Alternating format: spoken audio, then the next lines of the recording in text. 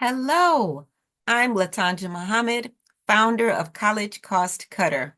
Welcome to Countdown to the FAFSA, 30 days and 30 ways to maximize financial aid eligibility. Today is November 1st, day one. Over the next 30 days, we are going to share tips and tricks for parents and their students to learn how to get the most out of the financial aid system they possibly can. It all begins with the FAFSA. So we're going to jump right into it. FAFSA is an acronym which is often mispronounced as FAFSA, but it is FAFSA, and it stands for the Free Application for Federal Student Aid. This form is used to help to determine eligibility for federal grant aid programs such as Pell Grants, Work Study, and federal student loans.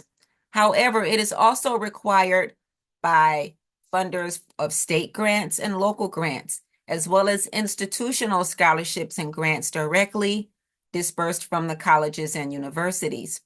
Also, programs like Promise programs and private scholarships such as the Gates Scholarship and others. So the first tip is anyone who is considering or believe that they are in the running for any sort of grant or scholarship, whether it's need-based or not, needs to complete the FAFSA. And even if you think that your family may generate too much income or have too many assets to be eligible, again, even some scholarships and grants that are based on merit will require the FAFSA to be completed. So who needs to complete the FAFSA? Well, current high school seniors will need to complete the FAFSA beginning December 1st of this year. It's when it's scheduled to open. Also, currently enrolled undergraduate students. So if you're an undergraduate student, freshman, sophomore, junior, and you don't have another school year ahead of you, then you should also complete the FAFSA.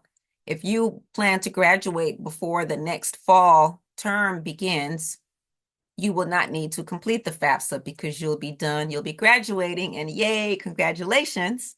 So for currently enrolled undergraduate students as well. Also, if you're enrolled in advanced degree programs like grad school, medical school, dental school, law school, these students also apply for the FAFSA, and returning students who are adults. So if you've been out of school for 2 years, 10 years, 5 years, or 50 years, and you want to go back to school, you should complete the FAFSA as well, because there is quite possibly grant money or aid money that would be available to you. And so what I'd also like to emphasize is that students don't have to be in 4-year colleges and universities to apply for the FAFSA and get funding. Students in community colleges, as well as trade and vocational schools, also complete the FAFSA. So that's the quick tip for day one, and we'll be back tomorrow for day number 2. Please like, share, and join us as we continue the countdown to the FAFSA, 30 days and 30 ways to maximize financial aid eligibility. We'll see you next time.